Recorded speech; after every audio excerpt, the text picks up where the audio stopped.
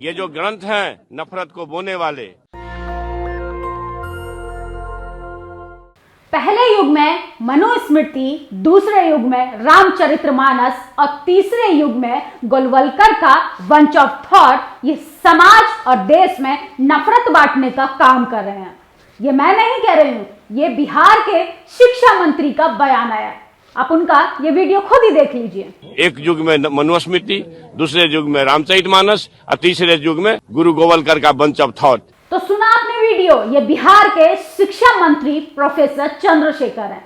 इन्होंने बोला कि रामचरित्र और बंच ऑफ थॉट और मनुस्मृति से समाज में हिंसा पैदा हो रही है, समाज में घृणा पैदा हो रही है, समाज में नफरत पैदा हो रही है। तमाम सो कॉल्ड सवर्ण जाति के लोग, मनुवादी जाति के लोग ट्विटर पे छाए हुए हैं। इसको विवादित बयान बताकर वायरल किया जा रहा है और ट्विटर ट्रेंड हो जाता है बिहार का शिक्षा मंत्री प्रोफेसर चंद्रशेखर। चंद्रशेखर का आखिर विरोध क्यों कर रही है जनता?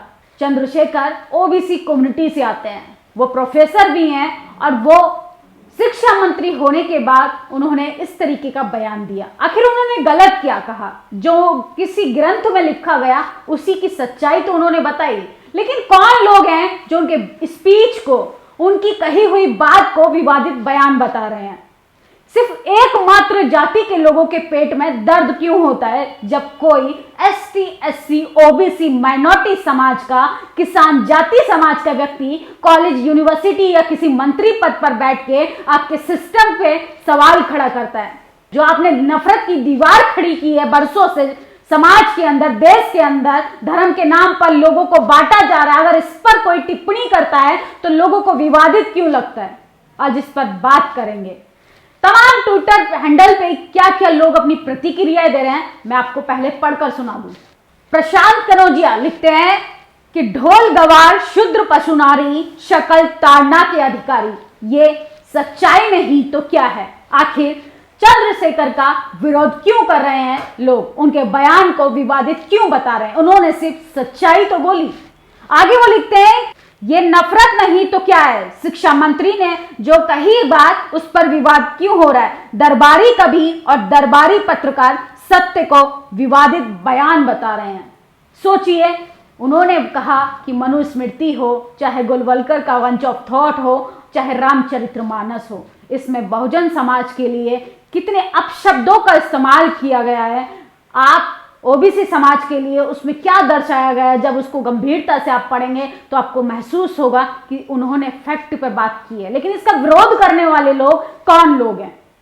उनकी गिरफ्तारी की मांग करने वाले कौन लोग हैं? उनकी सरकार में मंत्री पद पर विरोध करने वाले कौन लोग हैं? आपने वो इंसिडेंट देखा था? आम आदमी पार्टी के पूर्व सोशल जस्टिस मंत्री राजेंद्र पाल गौतम ने 22 प्रतिज्ञाएं पढ़ी। धर्म की आजादी हमारा संविधान देता है। हर संविधान के अकॉर्डिंग सबके धर्म के रिचुअल्स अलग अलग होते हैं।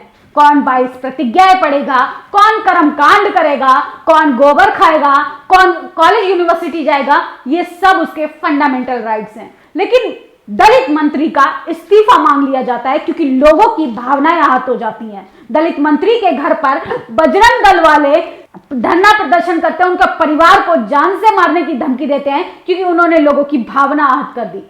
मैं किसी ब्रह्मा विष्णु महेश को ईश्वर नहीं मानूंगा, ऐसी मेरी आस्था है। कोई मुझसे जबरदस्ती कैसे मनवा सकता है? क्योंकि इसकी आजादी तो मुझे मेरा संविधान देता है। ये मेरा फंडामेंटल राइट्स है कि मैं किसी संविधान के दायरे में रहकर किसी धर्म को मानूंगा या नहीं मानूंगा। बहुजन समाज का व्यक्ति अगर अपने ऊपर हो रहे अत्याचारों की जंजीरों को तोड़ने की कोशिश करता है तो लोग विरोध करते हैं, लोगों की भावनाएं आहत हो जाती हैं, क्योंकि कहीं ना कहीं नफरती चिंटुओं को, कहीं ना कहीं सवर्ण जाति के लोगों को, कहीं ना कहीं मनुवादी जाति को, कहीं ना कहीं इस ब्राह्मण समाज को डर है कि हमारी दुकानें बंद ना हो जाए। अगर बहुजन समाज जागरूक हो जाएगा, गटर में उतरने वाला इंसान का बच्चा जब कॉलेज यूनिवर्सिटी जाएगा, जब एमपी एमएलए बनेगा तो इनकी दुकानें बंद हो जाएंगी। क्योंकि साफ सफाई कौन करेगा? इनके गंदे नाले कौन साफ करेगा? खेत खलियानों से लेके इनकी थाली में रोटी तक किसान भाई मजदूरी कर कर जैसे तैसे उनको उनके जो ऐश और आराम है वो कैसे मिल पाएंगे? तो बहुजन समाज को धर्म की अफीम चटाएंगे ये लोग, तमाम तरीके के धर्म के जाल में फंसाएंगे, समाज में नफरत पैदा करेंगे, और इसका अगर हम विरोध करेंगे, इसके खिलाफ हम अपनी आवाज उठाएंगे, तो इनकी भावना आहत हो जाएगी। पिछले 8 सालों में लोगों की भावनाएं बहुत आहत हुई हैं। मुझे बीजेपी से कोई दिक्कत नहीं है, किसी राजनीतिक पार्टी से कोई दिक्कत नहीं, अरे वो तो अपनी राजनीतिक रोटियां सेकेंगी, लेकिन जो उनके फॉलोअर्स होते हैं, जो उनके अंधभक्त होते हैं, नफरती चिंटू होते हैं, उनको बड़ी दिक्कत होने लगती है। तो नरेंद्र मोदी जी से मेरी एक अपील है, भारतीय जनता पार्टी से मेरी एक अपील है कि नफरती चिंटुओं को जरा कहिए जनाब कि वो जरा तमीज से पेश आए, क्योंकि संविधान को जब हम इंप्लीमेंट करने लगेंगे तो धर्म खतरे में आ जाएगा। इस देश में जो बैठे हैं सत्ताधारी लोग, सिर्फ एकमात्र जाति के लोगों की जब कुर्सी डगमगाएगी तो इस देश में भौकाल आ जाएगा, इस देश में तांडव होने लगेगा, और वही हो रहा है। सोचिए, शिक्षा मंत्री ने सिर्फ सत्य बोला, लोग उसको विवादित बयान बता रहे हैं, लोग तमाम तरीके की प्रतिक्रियाएं कर रहे हैं कि इस्तीफा देना चाहिए। एक मंत्री ने भावना आहत कर दी, एक मंत्री ने धर्म ग्रंथ को ऐसे कैसे बोल दिया। अगर किसी धर्म ग्रंथ में जाति के आधार पर किसी विशेष लोगों के लिए अगर मापदंड तैयार किए गए हैं तो उस धर्म ग्रंथ की गलती है। धर्म ग्रंथ क्या होते हैं? इंसान को अच्छा बनाने के लिए धर्म ग्रंथ लिखे जाते हैं, लेकिन रामचरितमानस हो, बंच ऑफ थॉट हो, चाहे मनुस्मृति हो, जब आप उसको गहराई से पढ़ेंगे, उसकी कुछ बातों से आप सहमत हो सकते हैं, लेकिन कुछ बातों से मैं खुद असहमत हूं। चीजों से नफरत पैदा हो, हिंसा पैदा हो, जिसमें बहुजन समाज को बांटा जाए, वो धर्म ग्रंथ को हमें लात मार देनी चाहिए। रामास्वामी ई पेरियार कहते हैं कि ऐसे धर्म को लात मार देना चाहिए जो धर्म तुम्हें गुलाम ठहराता हो। हिंदू कहने के लिए हम राजनीतिक दलों के लिए सिर्फ हम हिंदू हैं, लेकिन हम अपने अधिकारों के लिए दलित हो जाते हैं, हम अपने अधिकारों के लिए कुर्मी हो जाते हैं, हम अपने अधिकारों के लिए तमाम उन विभिन्न जातियों में बट जाते हैं जिसमें सरकार हमको देखना चाहती है। लेकिन हक अधिकारों के लिए हम आवाज उठाएंगे तो इनकी भावनाएं आहत हो जाएंगी, धर्म खतरे में आ जाएगा, सनातन धर्म को ठेस पहुंचेगी। बड़ा कमजोर हो गया है धर्म, और बड़ा कमजोर हो गई हैं लोगों की भावनाएं कि सत्य कहने भर से लोगों की भावनाएं आहत हो जाती हैं। सोचिए, तमाम सोशल मीडिया पे लोग उनका विरोध कर रहे हैं। अरे पीड़ा उससे पूछिए जो उस जाति में रहकर जातिवाद का शिकार हुआ हो। और लोग कहते हैं कि जातिवाद कहाँ है। प्रोफेसर चंद्रशेखर का विरोध करने वाले, उनके बयान को विवादित बयान बताने वाले सिर्फ एकमात्र जाति के लोग कैसे होते हैं? मैं कभी भी धर्म को लेकर कुछ चीज लिखती हूं अपने सोशल मीडिया पर या ट्विटर पर, एकमात्र जाति के लोगों का समूह इकट्ठा होकर आ जाता है और अनाप शनाप कहने लगता है, गाली गलौज करने लगता है। सोचिए, विरोध करने वाले एकमात्र जाति के लोग क्यों होते हैं? जिनके टाइटल मिश्रा, द्विवेदी, भारद्वाज, तमाम सवर्ण जाति से जो लोग आते हैं, वो अपने आप को इस देश के ठेकेदार समझते हैं। मोहन भागवत कह रहे थे कि मुसलमान इस देश में आजादी से रह सकता है। मुसलमान भाइयों के लिए मोहन भागवत आरएसएस के प्रमुख कह रहे थे कि इस देश में अब मुसलमान आजादी से रह सकता है। आजादी के 75 साल बाद भी हम मुस्लिम भाइयों से कह रहे हैं, एक विशेष कम्युनिटी से कह रहे हैं, एक विशेष धर्म के लोगों से कह रहे हैं कि आप लोग आजादी से रह सकते हैं।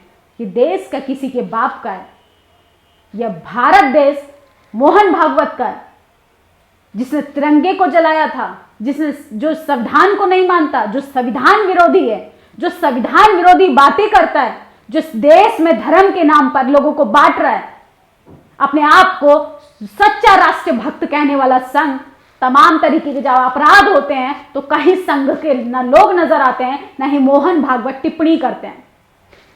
इनको यूपी चुनाव जीतना था तो दलित भाइयों के साथ जो हमारे पूर्वजों ने किया, हमें उस गलती का एहसास है। हमें दलितों के साथ भेदभाव की सीमा को खत्म करना चाहिए, क्योंकि वोट बैंक की राजनीति करना इन्हें बखूबी आता है।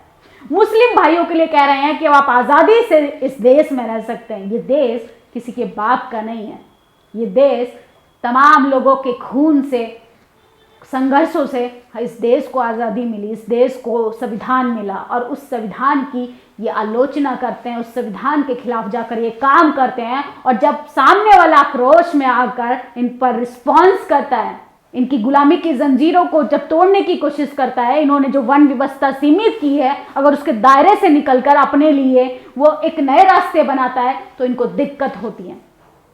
हिंदू समाज का मैं विरोध इसलिए करती हूँ क्योंकि उसमें वन व्यवस्था है। वन व्यवस्था जन्म से नहीं कर्म से होती है। जो जैसा कर्म करेगा वो व्यक्ति का फल वैसा ही मिलेगा। लेकिन आम जनता को कैसे ये लोग भटका के रखते हैं। पहले पठान का मुद्दा था, अब बिहार के शिक्षा मंत्री का मुद्दा। आप आए दिन देखते रहेंगे कि एक मुद्दा शांत नहीं होता कि दूसरा मुद्दा आ जाता है। दूसरे मुद्दे को ये लोग धर्म जाति को, हिंदू मुसलमान से दलित को, नक्सली और तमाम तरीके के ऐसे मुद्दों को हमारे सामने पेश करते हैं जिसमें ना शिक्षा पे बात होती है, ना रोजगार पे बात होती है, ना भ्रष्टाचार पे बात होती है, ना सरकार की नीतियों पे बात होती है, ना इस देश के विकास पे बात होती है, ना इस देश की स्थिति पे बात होती है, ना महिलाओं की सुरक्षा पे बात होती है। और लोगों की भावनाएं आहत हो जाती हैं। सिर्फ सच कहने भर से लोगों की भावनाएं आहत हो जाती हैं। अरे आप अपने कुकर्मों को छुपाने कर क्या करेंगे? आप अपने कुकर्मों को भावना का नाम देते हैं। आपके पूर्वजों ने जो गलती की, आप जो गलती कर रहे हैं, जाति के अहंकार में आकर आप लोग तमाम जातियों को जो डोमिनेट कर रहे हैं, बहुजन समाज को जो मानसिक गुलाम बनाए हुए हैं, बहुजन समाज के साथ जो लगातार एट्रोसिटीज होती रहती हैं, आदिवासी भाइयों की जमीनें छीनी जाती हैं, मुस्लिम भाइयों को तो लिंचिंग करके मार दिया जाता है, मुस्लिम लोगों को तो दोयम दर्जे का नागरिक भी नहीं समझा गया अभी इसी देश में। अभी तो आज़ादी दिलवा रहे हैं हमारे मोहन भागवत जी मुस्लिम समाज को, और लोगों की भावनाएं आहत हो रही हैं।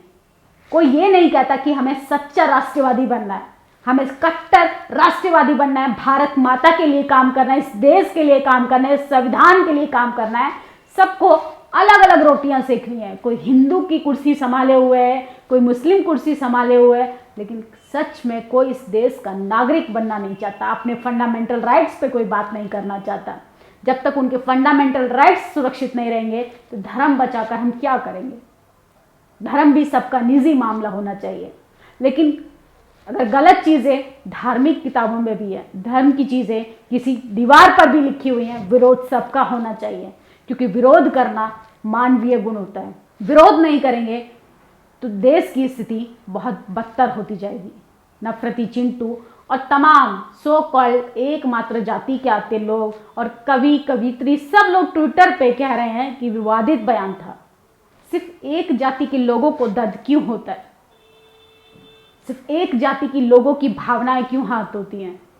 आप इस वीडियो पर अपनी प्रतिक्रिया जरूर दें। प्रोफेसर चंद्रशेखर ने जो बात कही उस पर विवाद होना चाहिए, या वो विवादित बयान है, या उन्होंने सच्चाई से अपने समाज को रूबरू कराया। शुक्रिया।